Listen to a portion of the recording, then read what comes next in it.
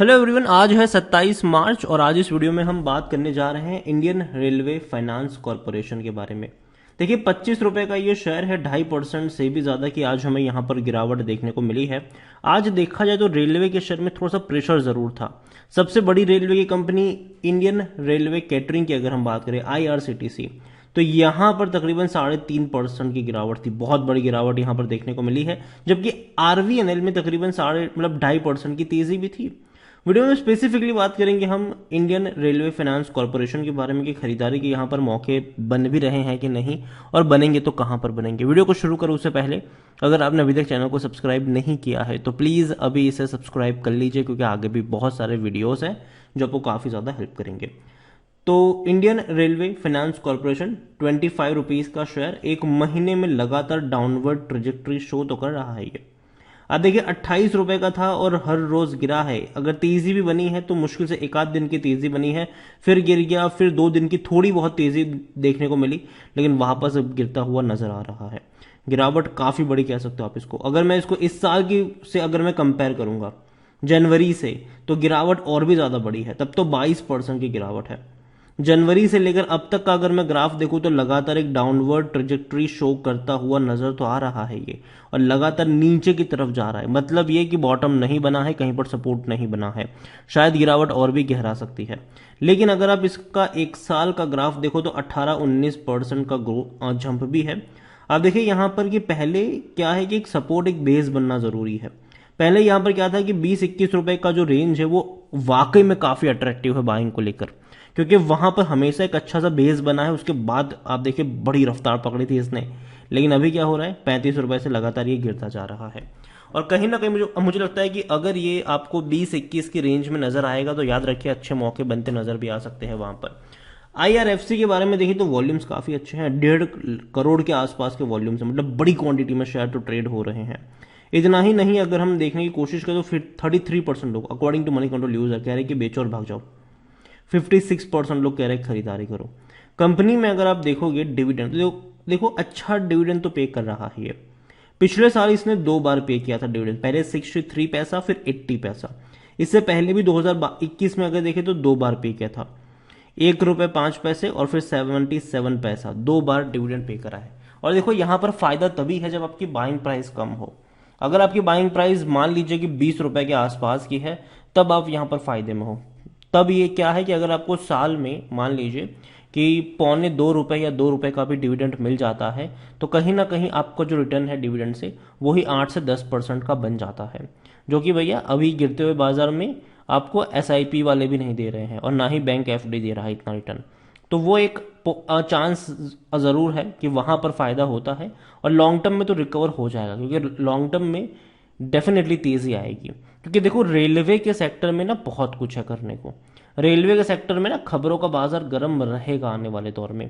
और कंपनी के रेवेन्यू अगर आप देखोगे तो यहां पर आप देख सकते हैं कि धीरे धीरे एक जंप आ रहा है इनके रेवेन्यू में। 5,000 करोड़ के रेवेन्यू, हालांकि 5,900 करोड़ पे गए, लेकिन उसके बाद के 2 क्वार्टर कुछ खास नहीं रहे। ठीक है, लेकिन लास्ट क्वार्टर में 6,200 करोड़ का रेवेन्यू रहा, जो कि अब तक का सबसे हाईएस्ट रेवेन्यू था। प्रॉफिट को लेकर अगर आप देखोगे तो हालांकि प्रॉफिट इनका थोड़ा सा कम रहा लास्ट क्वार्टर में। जो 1,700 करोड़ चला गया था वो 1,633 करोड़ रहा, लेकिन फिर भी प्रॉफिट अच्छा है इनका। क्वार्टरली प्रॉफिट काफी अच्छा मैं कहूंगा। अब यहाँ पर ईयरली अगर हम देखेंगे तो ईयरली भी बेहतरीन इनके रेवेन्यू और प्रॉफिट नजर आ रहे हैं। अब देखिए 20,000 करोड़ से भी ज्यादा का इनका रेवेन्यू है, जो कि अब तक का सबसे हाईएस्ट है। प्रॉफिट भी देखोगे तो 6,000 करोड़ से भी ज्यादा का है, जो भी अब तक का सबसे हाईएस्ट है।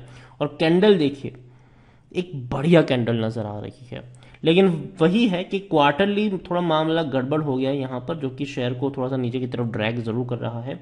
और देखो प्रॉफिट बुकिंग मैं कहूंगा कि देखने को मिली है। अगर बाजार अच्छे मूड में नहीं है, बाजार अगर पैनिक में है, मंदी का इशारा है, तो थोड़ी सी दिक्कत तो आएगी यहाँ पर। अगर मैं IRFC के बारे में देखने की कोशिश करूँ तो इसका जो P रेशियो वो 5.70 का है। मतलब कम है, सस्ता कह सकते हो आप इसको। सेक्टर P20 का है, और इसीलिए 100% एनालिस्ट भी कहते हैं खरीदारी करो। लेकिन मेरी बाइंग की रिकमेंडेशन तो है।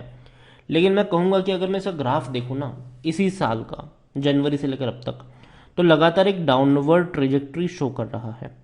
अगर तेजी भी आती है तो एक आध 2 दिन की तेजी होती है, वापस ये गिर जाता है। तो पहली चीज तो ये कि 1-2 दिन की तेजी पे मैं भरोसा नहीं करूंगा। मैं एक वेट करूंगा कि कहीं पर एक सपोर्ट बनता नजर आए, जो कि पहले हुआ करता था। पहले अगर आप देखो तो एक सपोर्ट बनता जरूर था एक रेंज के आसपास, फिर वहां से भागने के लिए तैयार होता था, और जब गिरता था तो लंबा वक्त लेता था, और काफी आपका पेशेंस टेस्ट करेगा ये।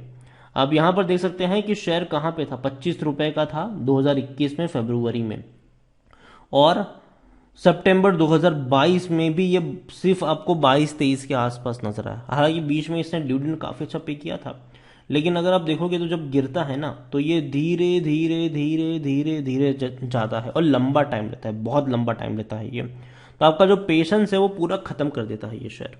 तो यहां पर देखो, या तो आप तब खरीदो जब सस्ता मिल रहा हो, ताकि आपको साल भर का अच्छा खासा जो रिटर्न है वो डिविडेंड से मिल जाए, और शेयर प्राइस अगर वहां का वहां भी रहे तो आपको दिक्कत ना हो, और आपका पेशेंस ज़्यादा टेस्ट ना हो वहां पर। तो खरीदारी के मौके तभी बनेंगे जब ये शेयर सस्ता होगा, जहां पर आपको एक कंफर्ट लगता है बाइंग का, और जो कंफर्ट मुझे लगता है वो 21 और 22 रुपए का इनिशियल रेंज है। 21 और 22 रुपए का इनिशियल रेंज है, मुझे लगता है कि वहां पर खरीदारी के मौके बनने चाहिए, और उसके बाद 20 रुपए के नीचे जाए तब तो एवरेज करने के मौके हैं, तब चाहो तो और क्वांटिटी ऐड कर सकते हो लॉन्ग टर्म के लिए। अगेन मैं यहां पर कहूंगा वही लोग निवेश करें जो लॉन्ग टर्म के लिए बने रहेंगे, मतलब 4-5 साल के लिए मैं बात करूंगा, या फिर 3-4 साल भी कह लो आप यहां पर। क्योंकि देखो यहां पर अगर आप आओगे ना 3-4 साल बाद भी, तो हो सकता है कि आपको इसी रेंज के आसपास भटकता हुआ नजर आ जाए, लेकिन बीच बीच में, हालांकि इसी रेंज में, लेकिन 2-3 रुपए अप ही होगा, लेकिन बीच में अच्छा डिविडेंड मिल जाएगा आपको। और अगर कोई अच्छी खबर आ गई जो कि रेलवे से जुड़ी हुई हो, कोई अच्छी खबर आ गई, बेहतर खबर आ गई, तो आपको ऐसे मूव्स भी देखने को मिल सकते हैं। ठीक है, जो आप मूव देख रहे हो 21 रुपए से भैया 35 तक गया था ये, आप देखो बहुत ही कम टाइम में, तो ऐसे मूव्स भी देखने को मिलेंगे, और आप उस रैली को मिस आउट नहीं करोगे।